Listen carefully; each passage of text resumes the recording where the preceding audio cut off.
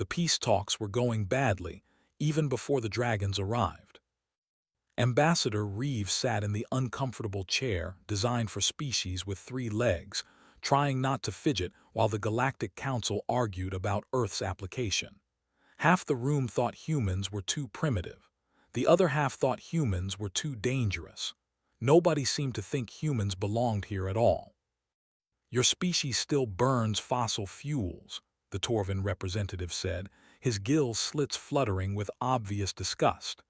"You have wars over imaginary lines on your planet. You eat other animals." Reeve had heard it all before.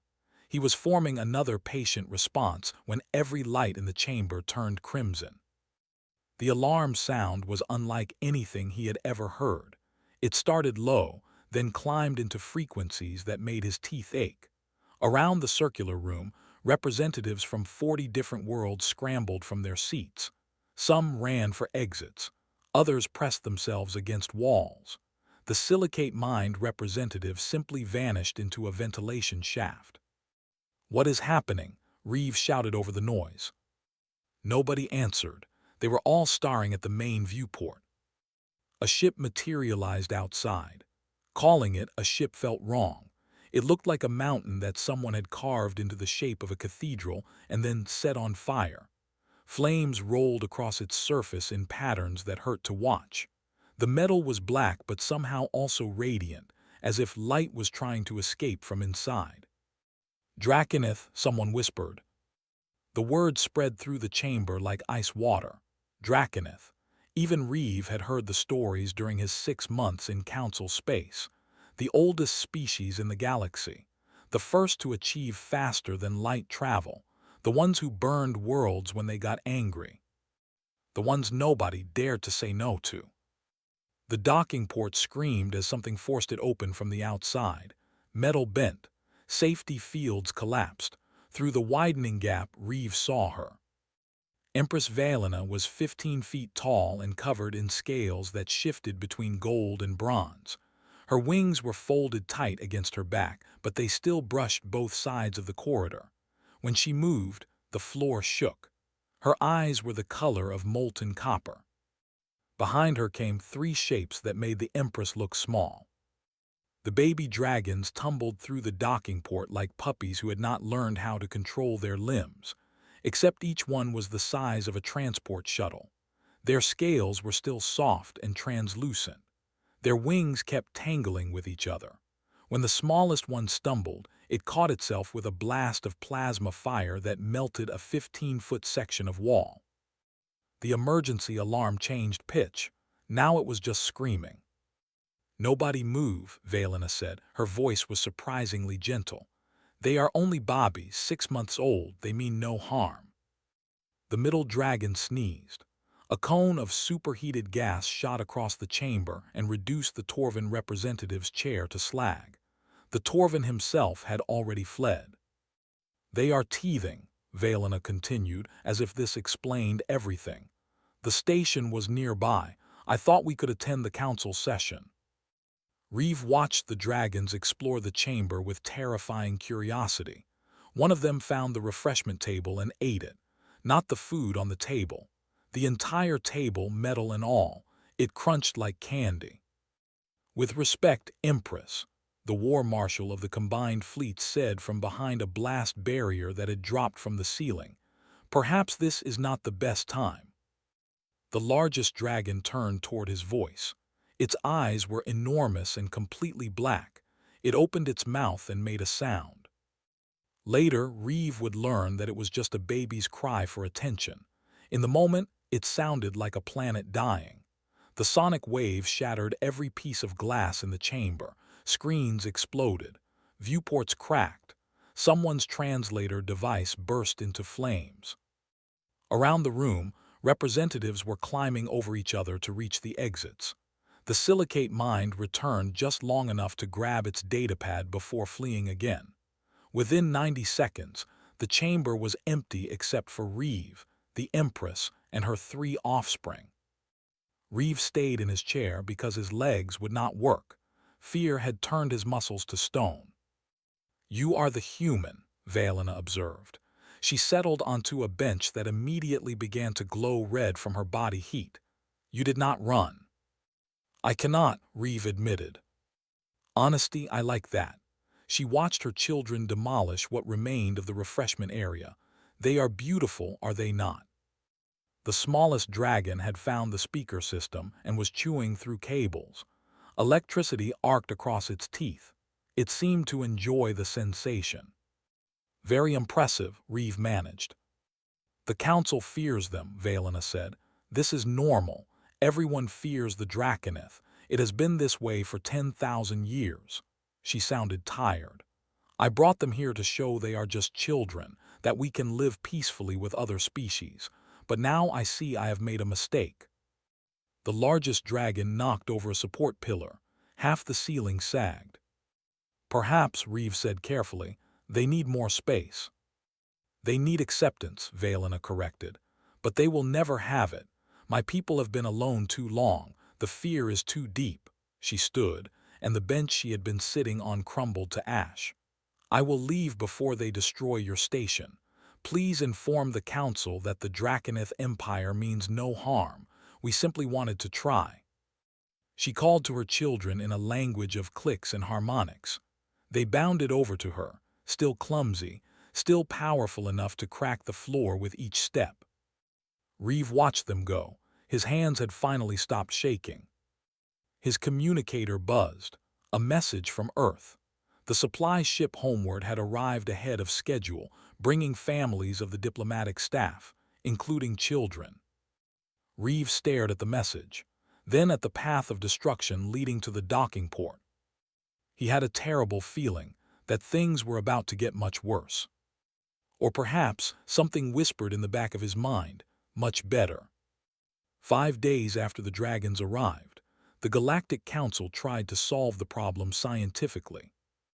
The Torvin Collective brought their best sonic technology. They were famous for it. Their sound waves could shatter asteroids, calm solar storms, and lull violent criminals to sleep from 3 star systems away. They set up their equipment in the Great Hall where Empress Valena had been confined with her offspring. The dragons had already melted through 2 walls, so the entire section was on lockdown. Anyone who needed to pass through that part of the station had to take the long route through maintenance tunnels.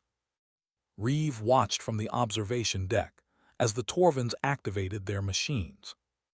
The sound was supposed to be soothing, frequencies calculated to calm aggressive impulses in carbon-based life forms. The Torvins had used it successfully on 47 different species. The baby dragons looked up from the metal support beams they were chewing, their enormous eyes focused on the sonic emitters. For a moment, everyone held their breath. Then the smallest dragon tilted its head and chirped. The sound waves reflected off its scales, amplified somehow, and turned back toward the machines.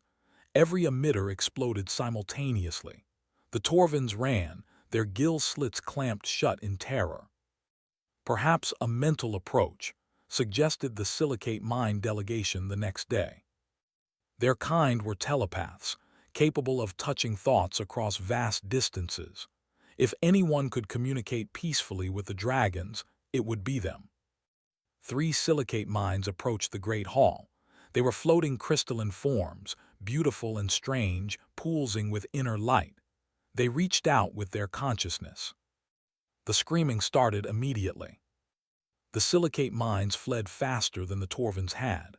Later, after they recovered, they would only say that the dragon minds were too big, too bright, too everything.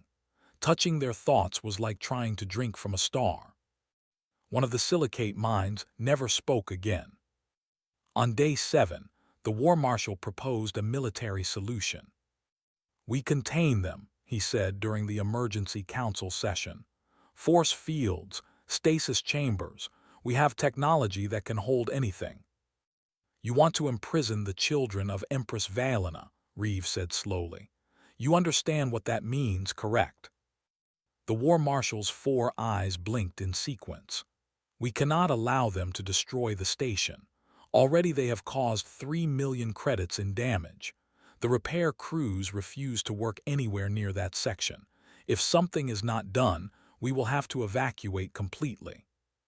And when the rest of the Draconith Empire learns you imprisoned their Empress and her bobbies.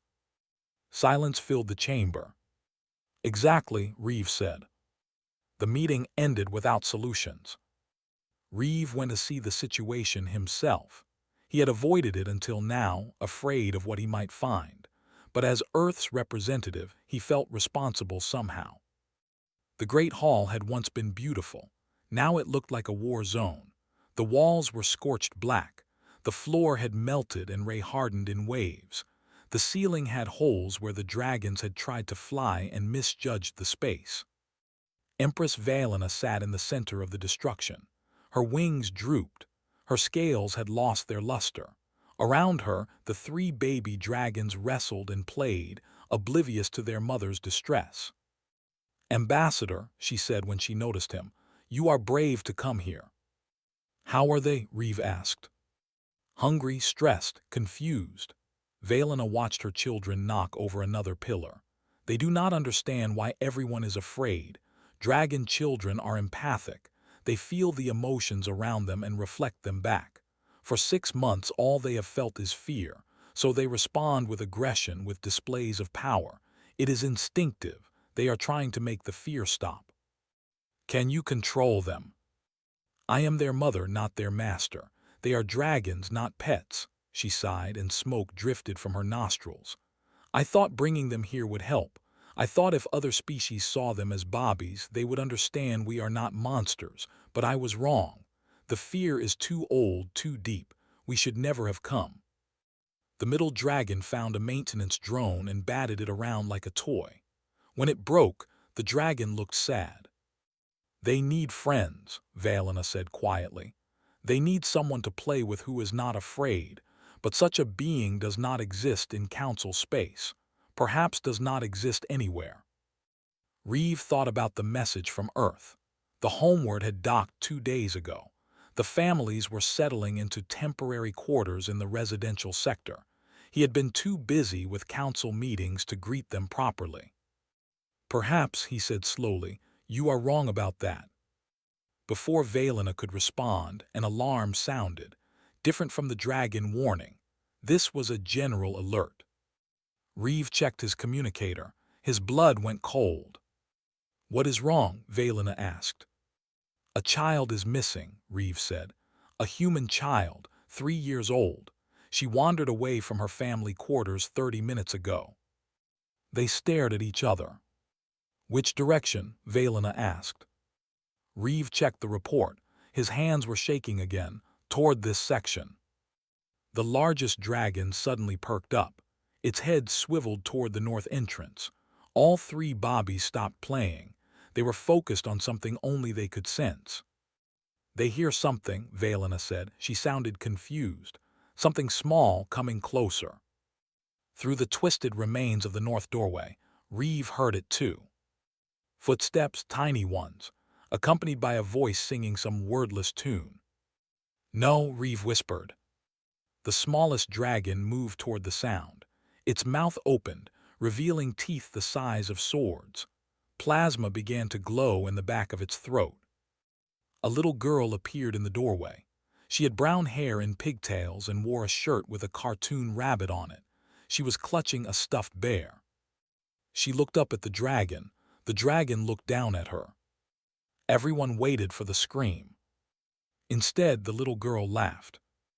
It was the purest sound Reeve had ever heard. Joyful, delighted, completely unafraid. The dragon blinked. The plasma fire faded. And then, impossibly, it made a sound that no Draconith had heard from their kind in living memory. A purr. Lily had been looking for the big puppies for almost an hour. Her daddy had told her they were not puppies. He had used his serious voice, the one that meant something was important. But Lily had seen them on the broken screen in their quarters before Daddy turned it off. They looked like puppies to her, big ones, with wings, and they were lost and scared, which meant they needed a friend. Lily was good at being a friend. She followed the sounds through the empty hallways. Most doors were locked, but she was small enough to squeeze through the gaps where the walls had bent. Some parts smelled like burning metal. Other parts had pretty melted patterns on the floor that squished under her shoes. Then she found them. The biggest puppy was the size of the shuttle that brought them here. Its scales were shiny like Mommy's bracelet. When it turned its head to look at her, Lily could see herself reflected in its huge black eyes. "Hi, puppy," she said. The puppy opened its mouth. Fire glowed inside like the stove at home when Daddy cooked. Lily laughed and clapped her hands. Pretty lights. The fire went away. The puppy made a rumbling sound that Lily could feel in her chest. It sounded happy. She had heard Aunt Rose's cat make sounds like that. "You are purring," Lily announced. "That means you like me." She walked closer, still holding Mr. Bear. The puppy lowered its enormous head until its nose was almost touching the floor. Its breath was hot and smelled like cinnamon. Lily reached out and patted its snout. The scales were warm and smooth, like the rocks by the lake where they had picnics. Good puppy. Behind the first puppy, two more appeared. They were pushing each other and making squeaky noises. "You have brothers," Lily said. "I always wanted brothers or sisters. Daddy says maybe someday." She looked at the three dragons seriously.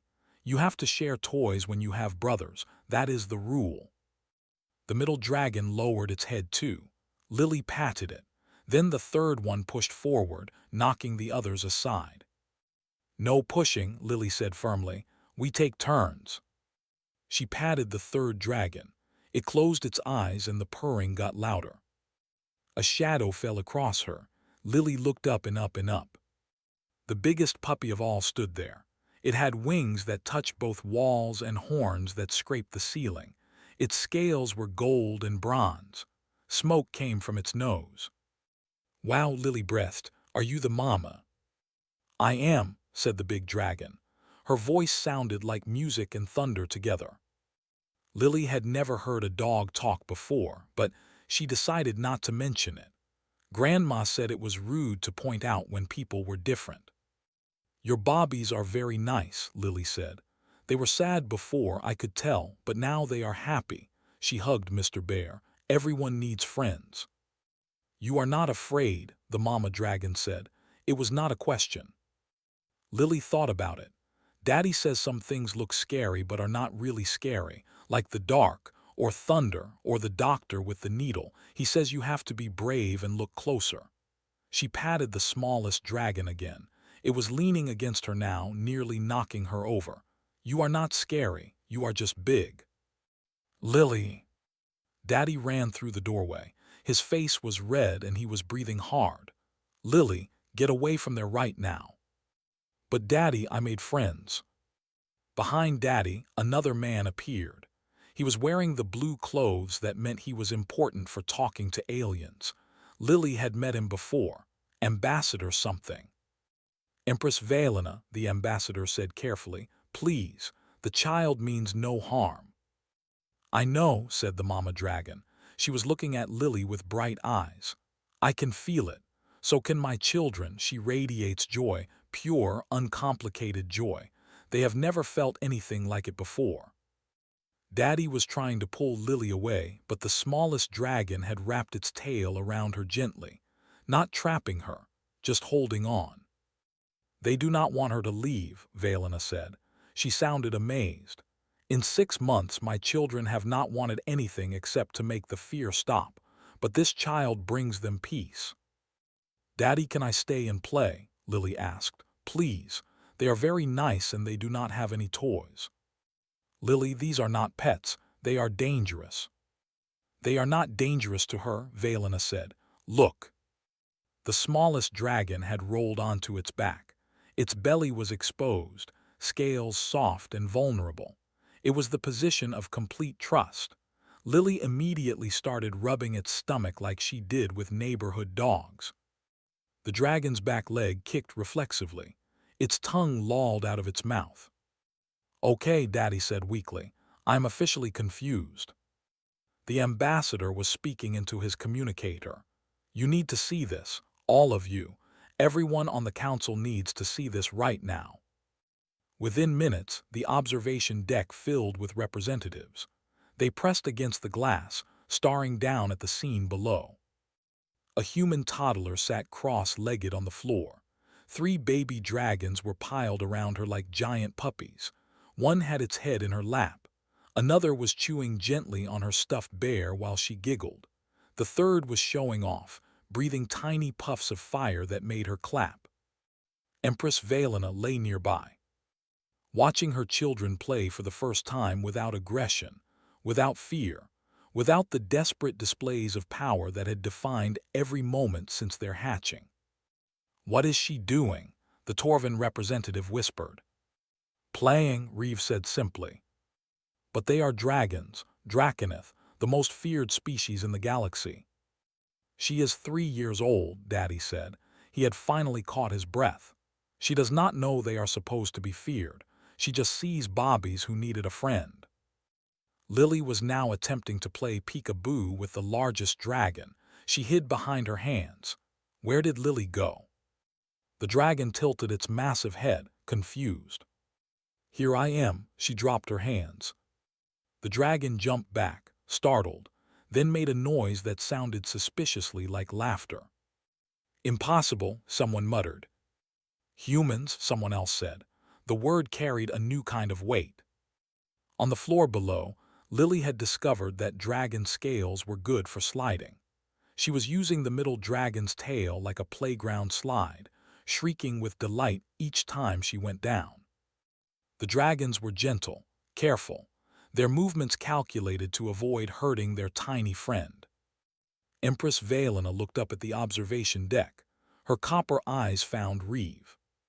"Perhaps," she said, her voice carrying clearly through the speakers, "the Draconeth are not alone after all." The emergency council meeting was the strangest Reeve had ever attended, and he had attended quite a few strange ones. Half the representatives were still processing what they had witnessed.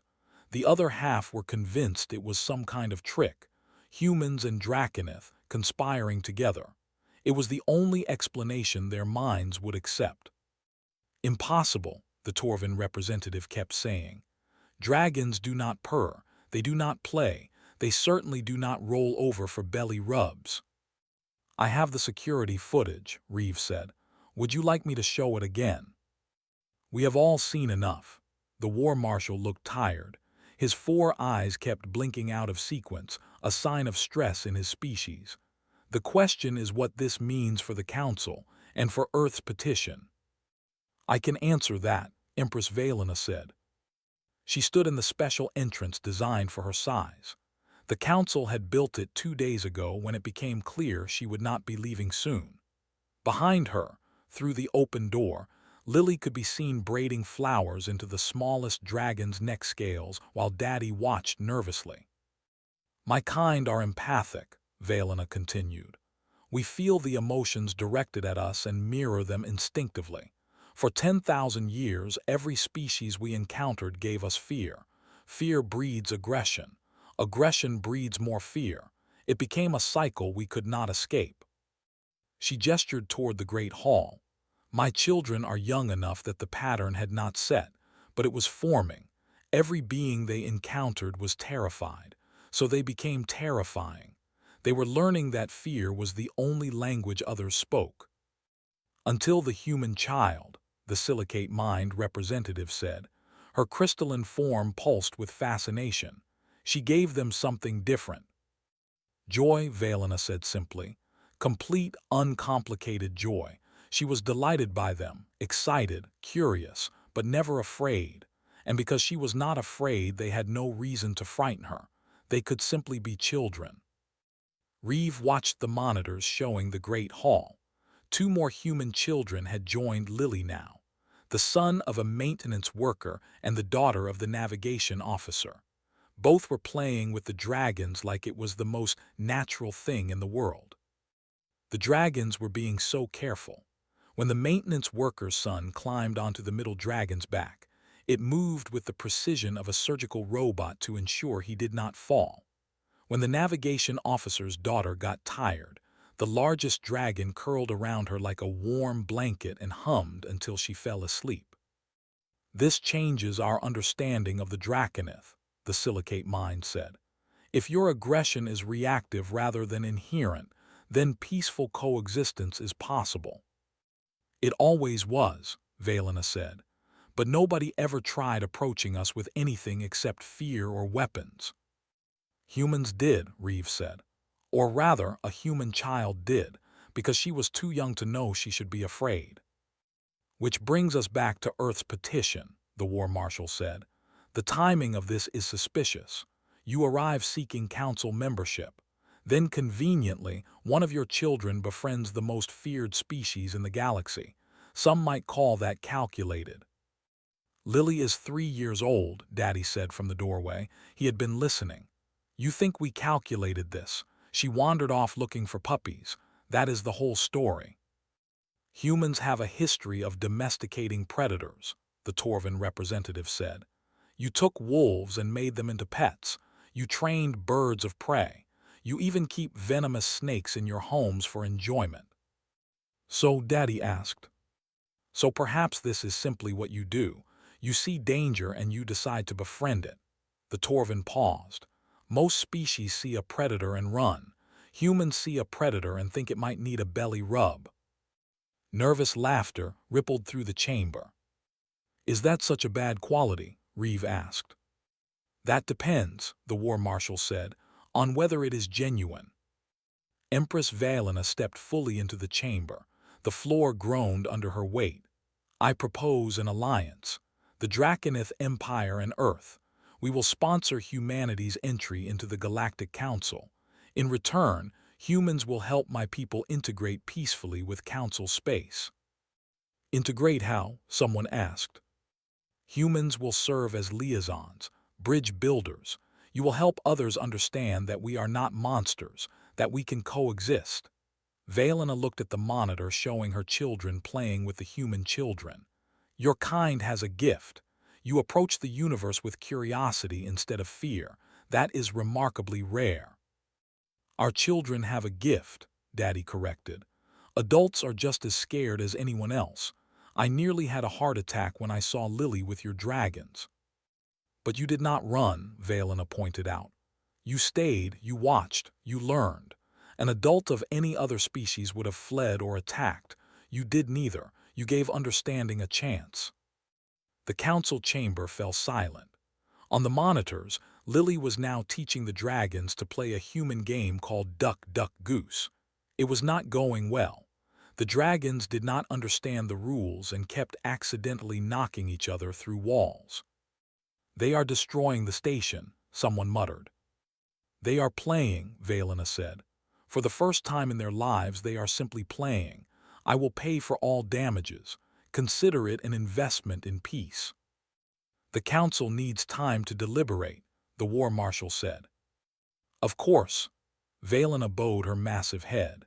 "But while you deliberate, my children will continue to play with their human friends, and perhaps you will see that the future does not have to look like the past."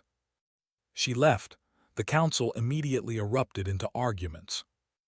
Reeve sat back and watched Lily on the monitor. She had given up on Duck, Duck, Goose and was now reading a picture book to the three dragons. They were arranged around her in a semicircle, heads lowered, listening intently to a story about a caterpillar who ate too much. The smallest dragon touched the book gently with one claw, pointing at the pictures. Lily turned the page. "You know this will work," Daddy said quietly to Reeve.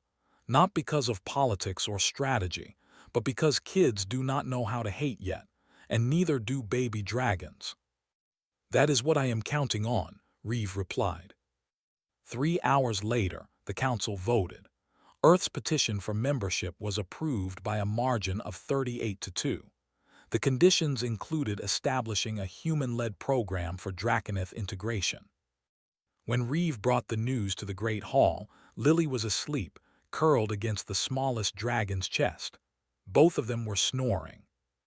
"Her name is Lily," Daddy said softly to Empress Valena, "in case you wanted to know." "Lily," Valena repeated. "The child who laughed at dragons. She will be remembered for 10,000 years. She just wanted to make friends, Daddy said. Sometimes, Valena replied, that is enough to change the galaxy. 6 weeks after Lily first laughed at a dragon, the Galactic Council established the Human Integration Program. It was not called that officially. The official name was something long and diplomatic about cross-species cultural liaison services, but everyone just called it the Human Program, and everyone knew what it meant. Humans were the bridge between the Draconith and the rest of the galaxy. Reeve stood in the new facility built specifically for the program. It was less of an office and more of a playground. Soft floors, climbing structures, open spaces. One entire wall was transparent, looking out at the stars. Inside, 12 human children between the ages of 2 and 7 played with 6 young dragons. The dragons had arrived yesterday from the Draconith home world, brought by their nervous parents who had heard the impossible stories. Dragons who played instead of destroyed. Dragons who purred instead of roared. Dragons who had found peace with creatures who should have been prey. Does it always work this fast? The silicate mind observer asked. She floated beside Reeve, her crystalline form pulsing with different colors as she processed what she was seeing. Usually faster, Reeve said. Children do not need convincing, they just need introduction. A 5-year-old boy named Sam was showing a young dragon how to stack blocks. The dragon's claws were each bigger than Sam's entire hand, but it managed to place each block with surprising delicacy. When the tower fell over, both child and dragon laughed. The parents are harder, Daddy said.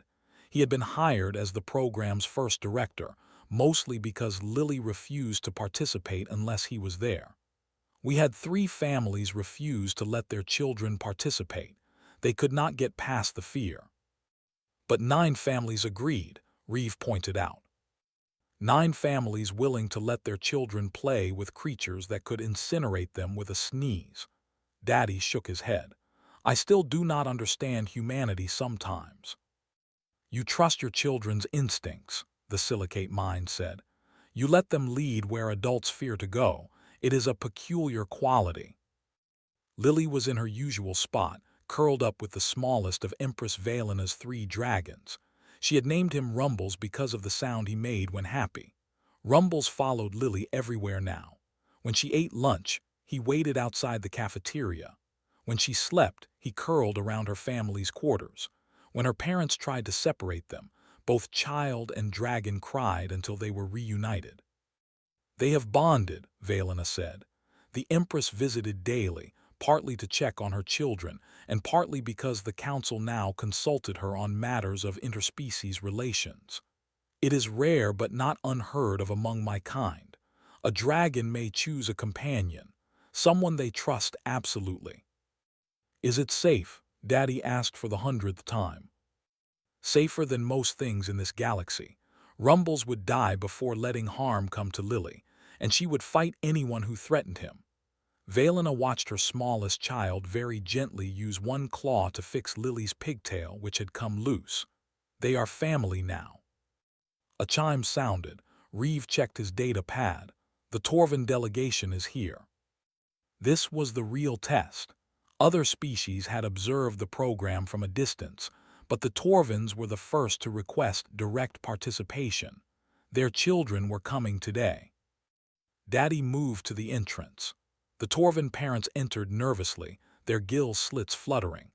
Behind them came 3 Torvan children, small and greenish, with large eyes that took in everything. The dragons looked up. The Torvan children froze. For a long moment, nobody moved. Old fears ran deep. The Torvans had lost a colony world to Draconith aggression 800 years ago. Every Torvan child learned the story. Every Torvan adult remembered. Then Lily stood up. Hi, do you want to meet my friend Rumbles? He is very nice, but sometimes he sneezes fire, so you have to stand back when his nose twitches. She said it so matter-of-factly that one of the Torvan children giggled. Can we touch him? The smallest Torvan asked. You have to ask him first, Lily said seriously. Rumbles, these are new friends. Is it okay if they pet you? Rumbles lowered his massive head and made his purring sound. That means yes, Lily translated. The Torvin children approached slowly. Their parents started to call them back, then stopped, watched, waited. The smallest Torvin reached out one webbed hand and touched Rumble's snout. The dragon's eyes closed in contentment. He is warm, the Torvin child said with wonder. And he likes having his chin scratched, Lily added. Right here, see. Within minutes, all three Torvin children were petting Rumbles while Lily supervised. The other human children drifted over with their dragon companions. Introductions were made. Games were invented on the spot. The Torvin parents stood speechless. 800 years of fear, one of them whispered, ended in 8 minutes. Children are efficient, Daddy said. Over the following weeks, more species sent their children. Not many, just the brave ones, the curious ones, the ones who wondered if maybe, possibly, the old stories were wrong. Each time the pattern repeated. Initial hesitation, human children acting as guides, dragons responding with gentleness, fear dissolving into friendship. Reeve watched it happen again and again, and each time it felt like witnessing a small miracle. The council took notice. Humans were moved from provisional membership to full status. Earth was invited to establish embassies on 40 different worlds. Trade agreements were signed. Cultural exchanges were planned. You have done in 2 months what we thought would take decades, the war marshal admitted during a private meeting. The Draconith are integrating faster than anyone predicted. It is not us, Reeve said. It is the children. Human children, who taught our children that fear is not inevitable. The war marshal's 4 eyes focused on Reeve. Your species has a gift for finding common ground, for looking at something dangerous and seeing potential instead. We just approach things differently, Reeve said. Exactly. The war marshal leaned back. The council has been discussing Earth's role in the future. We believe humans could serve as integration specialists for other isolated species, not just Draconith, any species that has been feared or misunderstood. You want us to be professional friendship makers. We want you to do what you apparently do naturally, build bridges, create understanding, help others see past fear to the being underneath. Reeve thought about Lily, who was probably at that moment teaching Rumbles the alphabet or how to finger paint or some other ridiculous thing that would somehow work perfectly.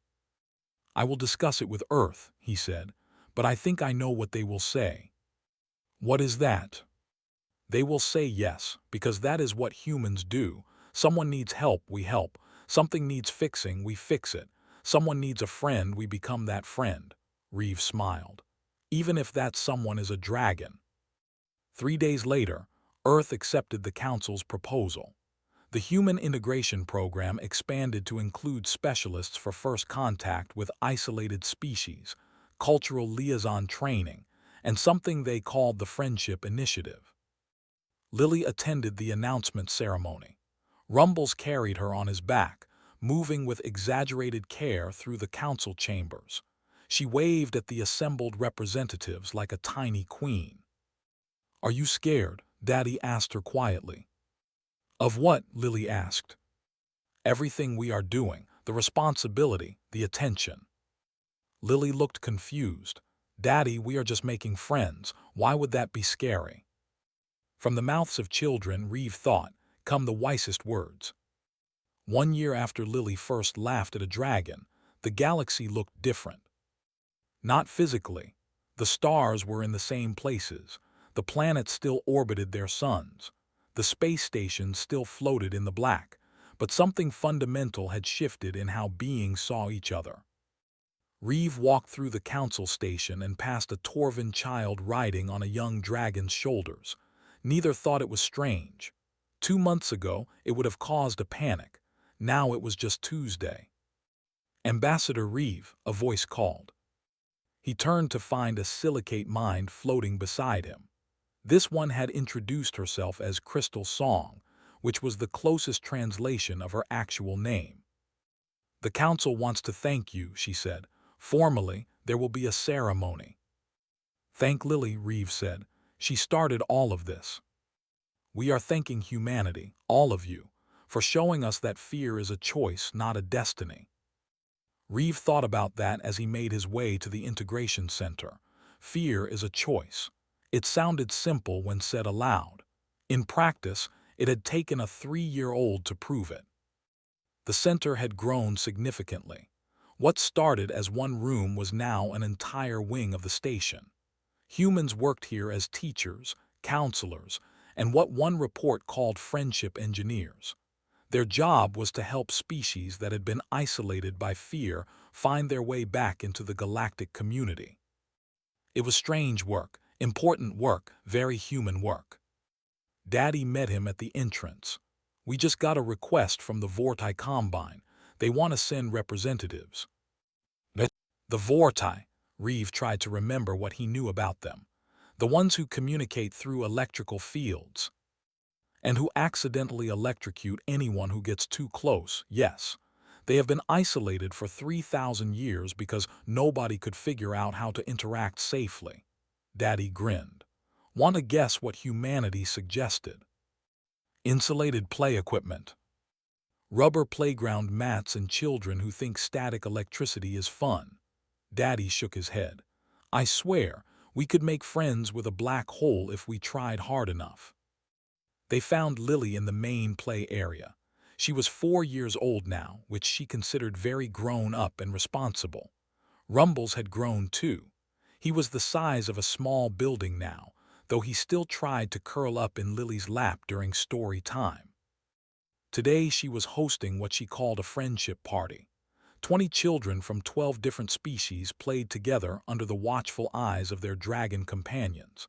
What had started with Empress Valena's 3 bobbies had expanded. Young dragons were being raised in the integration center now, learning from birth that the galaxy was full of friends, not threats. "They do not fear each other," Crystal Song observed. She had followed Reeve inside. "The children, I mean, they see differences as interesting, not dangerous." "That is because they have not learned to be afraid yet," Daddy said. "Give them time. The galaxy will teach them." "Perhaps," Crystal Song pulsed thoughtfully, "or perhaps they will teach the galaxy something better." A commotion drew their attention. One of the Torvan children had accidentally knocked over a block tower that a human child had been building. Tears were starting. Lily noticed immediately. She marched over, Rumbles following like a massive shadow. "Accidents happen," she announced to both children. "You say sorry and then we build it again together. That is the rule." The Torvan child apologized. The human child sniffled and accepted. Together, with Lily supervising and Rumbles providing moral support via encouraging Rumbles, they rebuilt the tower twice as tall. "She would make an excellent diplomat," Crystal Song said. "She is 4, Daddy replied. "I was offering a long-term assessment." Reeve laughed. It felt good to laugh. A year ago, he had sat in a council chamber while representatives argued about whether humans deserved a place in galactic civilization. Now humans were running integration programs and changing how species interacted. All because a little girl had laughed at something she was supposed to fear. Empress Valena arrived for her daily visit. She had to use the special large entrance now. The dragons were growing fast. "How are my children?" she asked. "Thriving," Daddy reported. Rumbles helped the silicate mind children learn to sing today. Apparently crystalline resonance and dragon harmonics work really well together. They made music that gave everyone goosebumps. And the others? Playing, learning, being children, exactly as they should be. Valena watched her youngest child gently lift Lily onto his shoulders so she could reach the high shelf where they kept the art supplies. The trust between them was absolute. "The Draconeth owe humanity a debt we can never repay," Valena said quietly. "You gave my people a future beyond fear. You showed us we could be more than monsters in the dark. We just offered friendship, Reeve said. You did the rest. No, Valena's copper eyes were bright. You gave us something more valuable than technology or territory. You gave us hope. A message arrived on Reeve's data pad. He read it and smiled. The council vote is complete, he announced. The proposal passed unanimously. Humanity will officially serve as integration specialists for the Galactic Council. Our role is to help isolated or feared species find peaceful coexistence. Because we are good at making friends, Daddy said dryly. Because you refuse to accept that friendship is impossible, Crystal Song corrected. You meet fear with curiosity. You approach danger with compassion. You look at the unknown and see opportunity. We also really like animals, Reeve added. That helps when dealing with dragon species. They watched the children play. Dragons and Torvins and silicate mines and humans and half a dozen other species, all together, all friends. In another generation, this would be normal. The fear that had divided the galaxy for millennia would be a historical curiosity. All because one child had looked at something terrifying and laughed with pure joy. Lily appeared at Reeve's side, tugging on his sleeve. Ambassador Reeve, can I ask you something? Of course, Lily. Why were people scared of Rumbles? He is the nicest dragon ever. Reeve knelt down to her level. People were scared because they did not know him. Sometimes when we do not understand something, we imagine it is worse than it really is. That is silly, Lily said firmly. Yes, Reeve agreed. Yes, it is. She ran back to her friends. Rumbles lowered his head so she could climb up his neck to her favorite spot between his wings. Out of the mouths of children, Valena said softly. Come simple truths that adults forget, Reeve finished. That evening, as the artificial lights dimmed to simulate night, Reeve stood at the observation window and looked out at the galaxy. Somewhere out there were other species, isolated by fear or misunderstanding or simple bad luck. Species who had given up on connection. Species who thought they had to face the universe alone. They would not be alone much longer. Humanity was coming, not with weapons or conquest, not with demands or conditions. With friendship, with curiosity, with the simple belief that anyone could be a friend if you gave them the chance. It was such a human thing to believe. And somehow, impossibly, it was working. Behind him, through the walls, he could hear Lily singing Rumbles to sleep, a lullaby about stars and dreams and tomorrow. The dragon hummed along, his deep voice harmonizing with her high one. Once upon a time, the galaxy had been divided by fear. Species looked at each other and saw threats. Differences meant danger. The unknown meant enemy. Then a child had laughed at a dragon. And everything changed. Not overnight, not easily, not perfectly. But truly. Reeve smiled and headed home. Tomorrow there would be more work, more species to help, more bridges to build, more fears to overcome with patience and understanding and stubborn human optimism. But tonight, the galaxy was just a little bit brighter. Because somewhere in it, a little girl slept peacefully against a dragon's chest. And neither of them was afraid.